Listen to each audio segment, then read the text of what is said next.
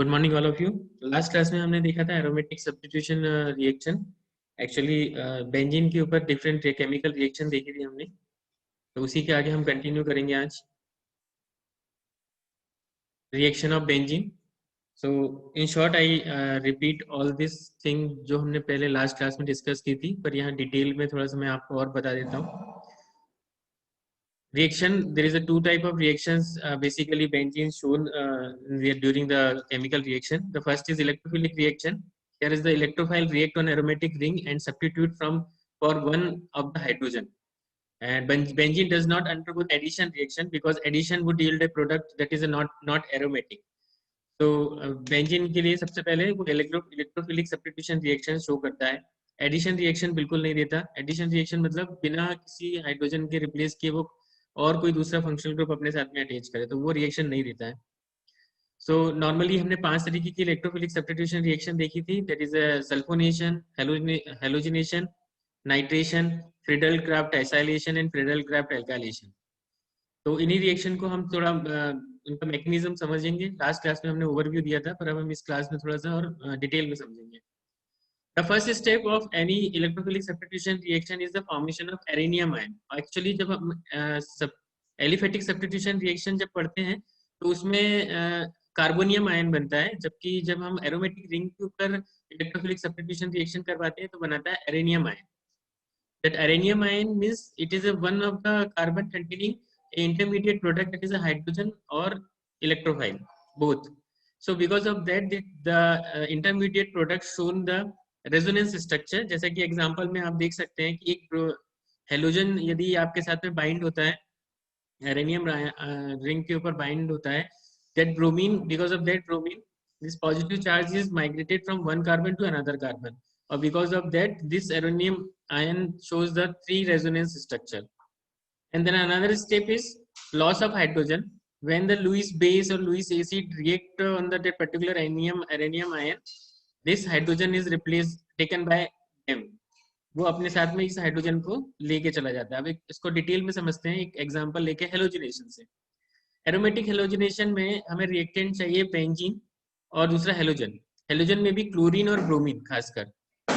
Condition, ये जो reaction होती है वो लुईस बेस या लुईस एसिड यानी कि FeCl3 या FeBr3 के प्रेजेंस में होती है।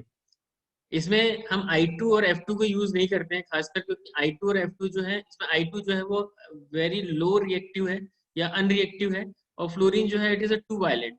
सो हम इलेक्ट्रोफाइल बेसिकली क्लोरीन या ब्रोमीन को यूज करते हैं। यहाँ पे जैसे एग्जांपल दिया जा रहा है, बिना यदि FeCl3 या FeBr3 के साथ में रिएक्शन करवाएंगे तो this reaction is not to be proceed further, because ये रिएक्शन के लिए हमें Br2 का आयनाइजेशन होना बहुत जरूरी है। तो in the presence of FeBr3, Br2 form A bromobenzene.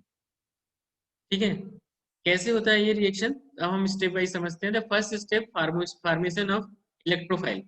पहली स्टेप है formation of electrophile. Bromine is a Br2। जब FeBr3 के साथ में रिएक्टेंट के साथ में रिएक्ट करता है, ये लुईस एसिड है, फ्लोरीन के पास एक लोन पेयर ऑफ इलेक्ट्रॉन्स होते हैं, जो जिसकी वजह से ये ब्रोमीन जो है वो ब्रेक डाउन हो जाता है, और इसमें से जो ब्रोमीन है, ये ब्रोमीन जो है वो FeBr3 के साथ में चला जाता है और बनाता है FeBr4। और ये ब्रोमीन जो है अपने साथ में पॉजिटिव चार्ज कैरी करता है, और इसको कहते हैं हम electrophile, bromine activated. This activated bromine react with this benzene group.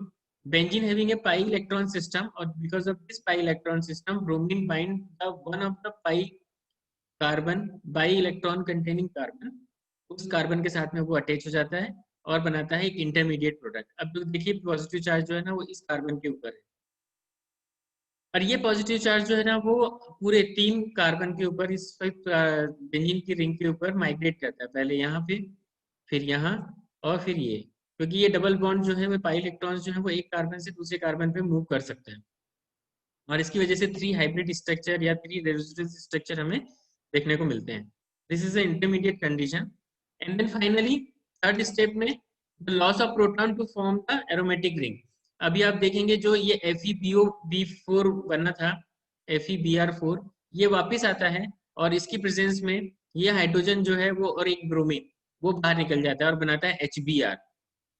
ठीक है, और ये बन जाता है आपका ब्रोमोबेंजीन। यहाँ पे लुईस एसिड का काम क्या है, it increase the polarity of halogen molecule to produce the positive halogen ion.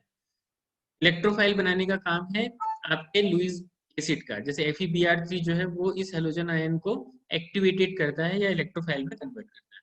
This is the halogenation. इसी तरीके से नाइट्रेशन की बात करते हैं। नाइट्रेशन में हमें रिएक्टेंट चाहिए बेंजीन और कंसंट्रेटेड HNO3। कंडीशन क्या है, यहाँ पे हमें चाहिए कॉन्सेंट्रेट H2SO4, बिकॉज यहाँ जो काम FeBr3 करता था, लुईस एसिड करता था, वो काम अब यहाँ पे ये H2SO4 करेगा। H2SO4 जो है, in the presence of H2SO4, HNO3 react with the benzene and forms the nitrobenzene. कैसे? The first step, sulfuric acid get ionized to produce a proton. सबसे पहले H2SO4 खुद आयनाइज होता है और बनाता है एक प्रोटॉन, और बिकॉज ऑफ दैट प्रोटॉन जो है वो इस HNO3 नाइट्रिक एसिड में से आपके OH को रिमूव कर देगा। दिस वन OH को रिमूव कर लेगा अपने साथ में और बनाएगा H2O, और ये बनाएगा इंटरमीडिएट नाइट्रो एक्टिवेटेड न्यूक्लियोफाइल, या इसको बोलते हैं नाइट्रोनियम आयन। ठीक है, ये प्रोटॉन को डिसोसिएट होने के बाद आपको बनाएगा nitronium ion. This is activated form. अब this nitronium ion react with the benzene second step में और बनाएगा दिस नाइट्रो इंटरमीडिएट कंपाउंड।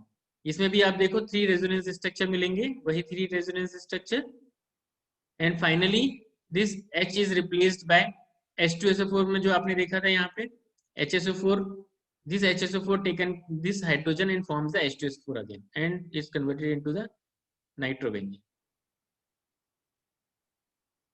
अब आते हैं फ्रीडल क्राफ्ट एल्काइलेशन। सेम है, यहाँ पे एल्काइलेशन की प्रोसेस होती है। यहाँ पे बेंजीन चाहिए और हमें एल्काइल हैलाइड चाहिए। दिस इज द RCl3, हम इसको CH3Cl भी बोल सकते हैं। This is the alkyl halide. Friedel Crafts alkylation मतलब one of the alkyl group attached to the benzene ring. यहाँ पे हमें लुईस एसिड की जरूरत पड़ती है AlCl3। AlCl3 का काम वही है जो FeBr3 और H2SO4 का काम है, सल्फो नाइट्रेशन और हेलोजिनेशन में। First step, this CH3Cl sorry, अभी यहाँ पे एक एग्जांपल कोट किया गया। बेंजीन के साथ में यदि हम एल्काइल हैलाइड यानी कि मिथाइल क्लोरोमिथाइल के साथ में रिएक्ट करवाएंगे तो हमें टोलुइन मिलता है।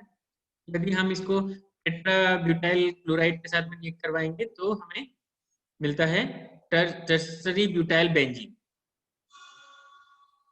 रिएक्शन कैसे होती है? AlCl3 this is the electrophile generation का काम करता है।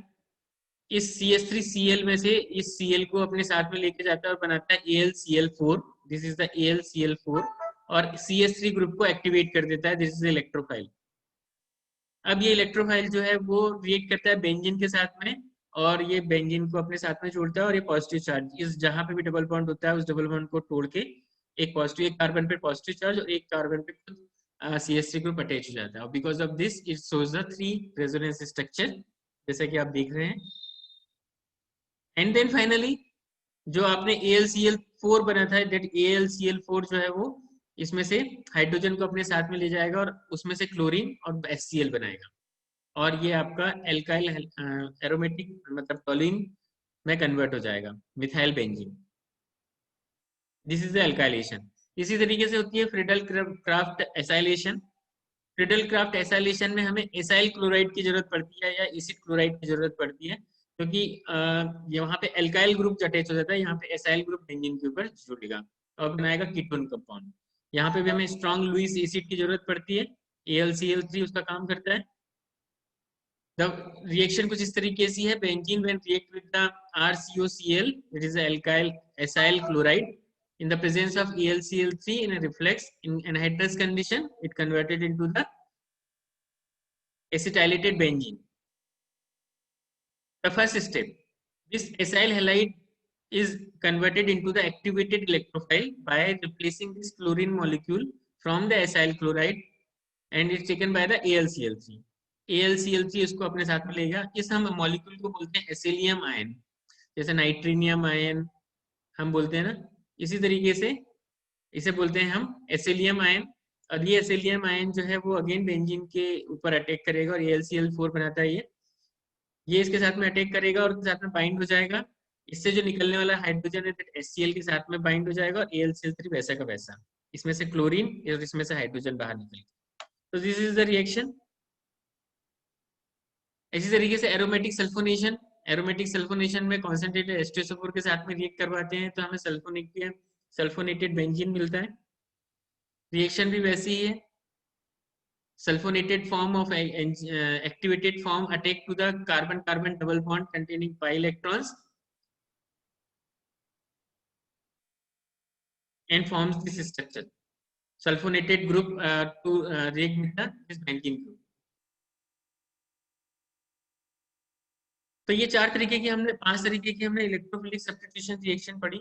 अब थोड़ा आता है कि what is the effect of substituted aromatic benzene. यदि एरोमेटिक बेंजीन के ऊपर या बेंजीन के ऊपर पहले से कोई सब्स्टिट्यूशन है, ऑलरेडी सब्स्टिट्यूशन है, तो उसका क्या इफेक्ट पड़ेगा। फॉर एग्जांपल यदि कोई बेंजीन रिंग है, ये बेंजीन ग्रुप जैसे कि ए, बेंजीन के ऊपर यदि कोई ए फंक्शनल ग्रुप है, because of that A functional group आपके आने वाला जो सब्स्टिट्यूट है वो किस पोजीशन पे आके बाइंड होगा, that is decided by A, presence of A. तो जितने भी बेंजीन रिंग है they may be having a mono substitution product. ठीक है, यहाँ पे आप देखेंगे position 2 and 6, this 2 position in respect of A, the position 2 and 6 are the ortho position. In respect of A, the 3rd and 5th position are the meta position, and last one 4th position in respect of A is called para position, para substituted benzene. यहाँ पे कोई भी यदि benzene के ऊपर कोई भी substitute यदि पहले से प्रेजेंट है तो उस पे 2 तरीके से इफेक्ट पड़ता है, या तो ओरिएंटेशन पे या रिएक्शन रेट पे। ओरिएंटेशन मतलब if the substituent present on the benzene ring is directed the next substituent onto the ortho or para position or maybe meta position, तो जो भी सब्स्टिट्यूएंट यदि बेंजीन के ऊपर पहले से प्रेजेंट है उसकी वजह से आने वाला सब्स्टिट्यूट या तो ऑर्थो पैरा डायरेक्टेड हो जाएगा, या तो ऑर्थो पे जुड़ेगा या पैरा पे जुड़ेगा या फिर मेटा पे जुड़ेगा। तो that will be decided the orientation of substitution. जो भी नेक्स्ट सब्स्टिट्यूशन होगा वो उसका ओरिएंटेशन डिसाइड करता है। दूसरा रिएक्शन रेट, यदि पहले से कोई सब्स्टिट्यूट बेंजीन के ऊपर प्रेजेंट है, आइदर वो बेंजीन को एक्टिवेट करेगा, यानी कि बेंजीन को और रिएक्शन करने के लिए एक्टिवेट करेगा, the substituent already present may activate और deactivate the benzene ring towards further substitution. This effect is called the activity effect या रिएक्शन इफेक्ट। तो या तो वो उसको एक्टिवेट करेगा या डीएक्टिवेट करेगा। तो there is a number of substituents are available. हम उनको पढ़ेंगे कि कौन कौन से जो है वो मेटा डायरेक्टेड होते हैं या ऑर्थो डायरेक्टेड होते हैं, या फिर हम ये देखेंगे कि वो कौन से जो है बेंजीन को एक्टिवेट करते हैं और कौन से डीएक्टिवेट करते हैं। तो what is the activating group and deactivating group? Activating group are the those group which are present in the ring and making it more reactive than benzene, जिनकी वजह से बेंजीन रिंग और ज्यादा एक्टिवेट हो जाती है। Deactivated group are those substituent या those functional group that makes the benzene ring less reactive than the benzene। वो बेंजीन रिंग उनकी प्रेजेंस से बेंजीन रिंग बहुत कम रिएक्टिव हो जाती है, वो रिएक्शन में पार्ट भी लेती है as compare to the benzene. This is called activating group और डीएक्टिवेटिंग ग्रुप। अभी हम बात करते हैं ortho and para activators. Electron donating group with lone pairs on the atom adjacent to the p system activate the aromatic ring by increasing the electron density on the rings through a resonance donating effect। बहुत important है, आप ये ध्यान रखिएगा कौन से functional group जो है वो ऑर्थो और पैरा एक्टिवेटर्स होंगे या ऑर्थो पैरा डायरेक्टिव्स होंगे।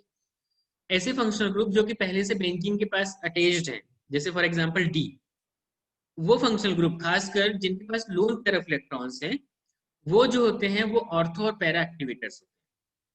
ठीक है, क्यों होते हैं? क्योंकि because of that lone pair of electron they have to be suppress the electron density toward the carbon.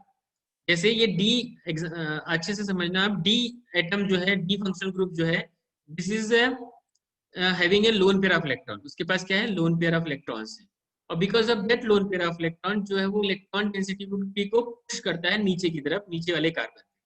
ये दो लोन पेयर ऑफ इलेक्ट्रॉन को यदि वो इस कार्बन पे ट्रांसफर करना चाहेगा तो क्या करेगा वो? ये इन दोनों के बीच में डबल बॉन्ड बना देगा। क्योंकि डबल बॉन्ड बना दिया तो कार्बन के ऊपर एक वैलेंसी एक्स्ट्रा हो गई, तो वो क्या करेगा, यहाँ से ये अपना डबल बॉन्ड ब्रेक कर देगा और ये लोन पेयर ऑफ इलेक्ट्रॉन कहाँ जाएंगे, adjacent carbon, that adjacent carbon जो कि पाई सिस्टम में इन्वॉल्व है। तो ये लोन पेयर ऑफ इलेक्ट्रॉन कहाँ शिफ्ट हो गए, इस कार्बन। तो आप देखो पहला रेजोनेंस स्ट्रक्चर बना। अब ये लोन पेयर ऑफ इलेक्ट्रॉन्स जो है वो बाजू वाले कार्बन पे शिफ्ट करना चाहेगा और ये दो डबल बॉन्ड जो है वो नेक्स्ट कार्बन पे। तो क्या होगा, ये लोन पेयर ऑफ इलेक्ट्रॉन जो है वो शिफ्ट होकर पैरा पोजीशन पे आ जाएंगे, अभी किस पे थे, ऑर्थो पोजीशन पे। फिर यहाँ से शिफ्ट होने के बाद ये फिर से शिफ्ट होंगे और ये फिर माइग्रेट होके पहुंचता है next position, next 5th number के कार्बन। और इस वजह से आप देखेंगे आपके पास 3 ऐसी पोजीशन मिलती है, इस 3 रेजोनेंस स्ट्रक्चर मिलते हैं हमें, या तो ऑर्थो, ये दोनों पोजीशन ऑर्थो की है जिसमें हाई इलेक्ट्रॉन्स है, क्योंकि लोन पेयर ऑफ इलेक्ट्रॉन यहाँ पे थे, आप देख सकते हैं एग्जांपल में, या तो यहाँ पे या फिर यहाँ पे या फिर मेटा। तो ऐसा सब्स्टिट्यूएंट जिनके पास लोन पेयर ऑफ इलेक्ट्रॉन्स हैं वो सारे के सारे ऑर्थो या पैरा डायरेक्टेड कहलाते हैं, ठीक है, ऑर्थो और पैरा डायरेक्टिव्स कहलाते हैं। Clear? The resonance only allows electron density to the position at ortho and para position. तो इस इलेक्ट्रॉन डेंसिटी की वजह से आने वाला नया सब्स्टिट्यूएंट जो है वो या तो ऑर्थो पोजीशन पे आके बाइंड होगा या तो मेटा पोजीशन पे, क्योंकि इस जगह पे इलेक्ट्रॉन डेंसिटी हाई है। मैं खुद बोल रहा हूँ, जैसे बोल रहा हूँ ना, इलेक्ट्रोफिलिक, सामने वाले को क्या चाहिए, इलेक्ट्रॉन्स चाहिए, इलेक्ट्रॉन लवेबल है, तो जहां उसको ज्यादा इलेक्ट्रॉन मिलेंगे उसी जगह पे जाके वो बाइंड होगा।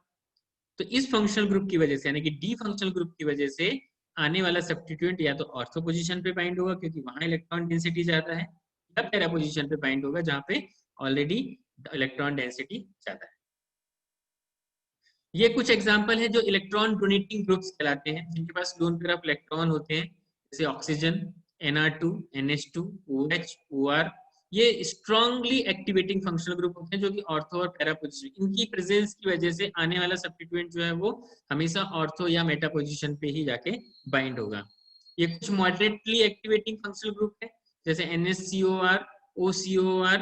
ये फंक्शनल ग्रुप जो है वो ऑर्थो पैरा डायरेक्टेड तो है पर मॉडरेटली। और सबसे वीक एक्टिवेटिंग फंक्शनल ग्रुप है आपका बेंजीन इटसेल्फ, यदि बेंजीन के ऊपर अटैच्ड है तो CH डबल बॉन्ड Cr2।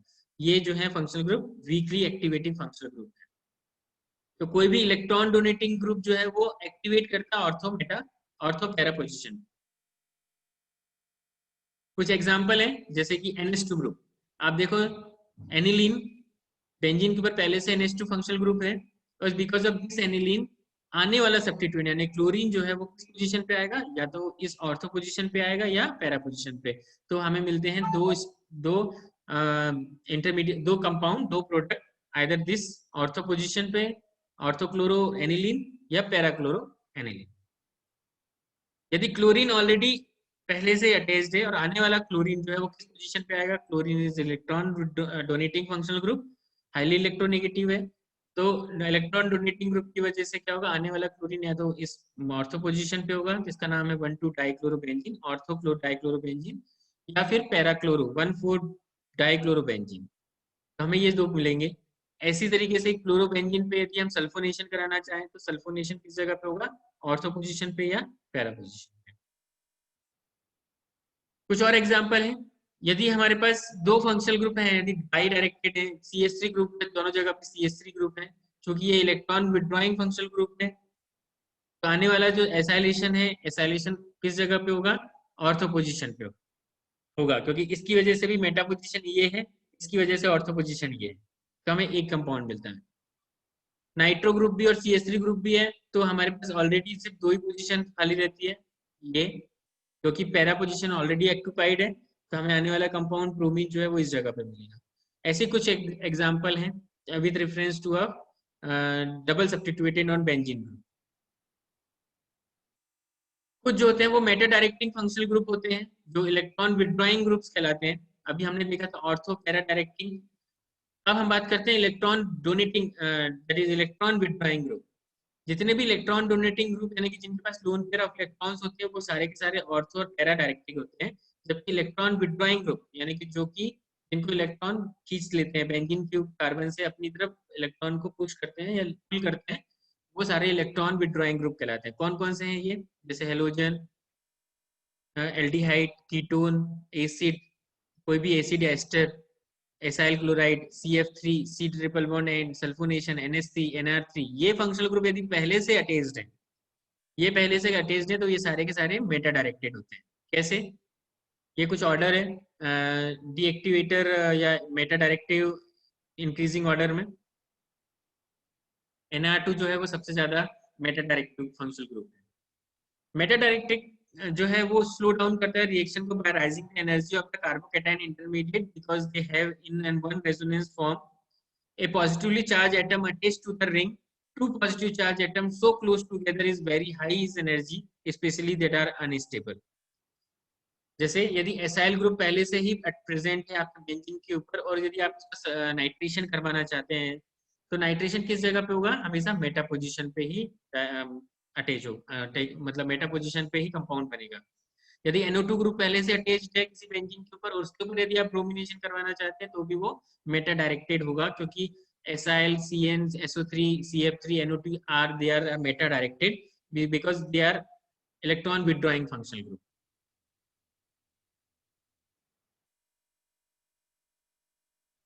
ठीक है, तो this are all about the ortho and para position activator and deactivators. इसके बाद हम